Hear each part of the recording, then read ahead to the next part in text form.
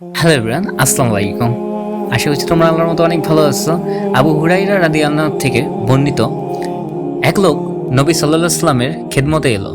তিনি রাসূল সাল্লাল্লাহু আলাইহি সাল্লামের তার স্ত্রীদের নিকট লোক পাঠালেন। তারা জানালেন, আমাদের নিকট পানি ছাড়া আর কিছুই নেই।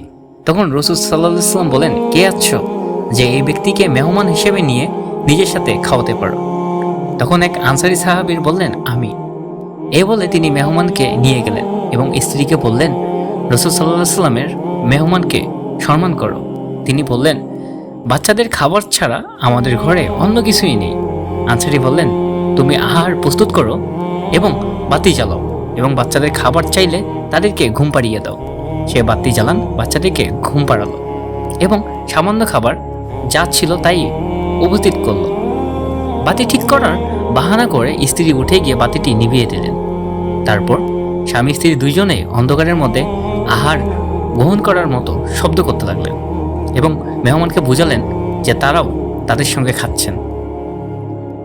ভোরে যখন রাসূল সাল্লাল্লাহু আলাইহি সাল্লামের নিকট গেলেন তিনি, তখন রাসূল সাল্লাল্লাহু আলাইহি সাল্লাম বলেন, আল্লাহ তোমাদের গত রাতের কাণ্ড দেখে হেসে দিয়েছেন। আল্লাহ অনেক খুশি হয়েছেন এবং আয়াত নাজিল করেছেন। তারা অভাবগ্রস্ত সত্ত্বেও নিজের ওপর অন্যদেরকে অগ্রগ্রহণ করে থাকে, আর যাদেরকে অন্তরের কৃপণতা হতে মুক্তি রাখা হয় তারাই সফল প্রাপ্ত। প্রিয় বন্ধু, ভিডিওটি কেমন লাগলো অবশ্যই কমেন্ট করে জানিয়ে দাও। দেখা হচ্ছে নতুন একটি ভিডিওতে। আল্লাহ হাফেজ।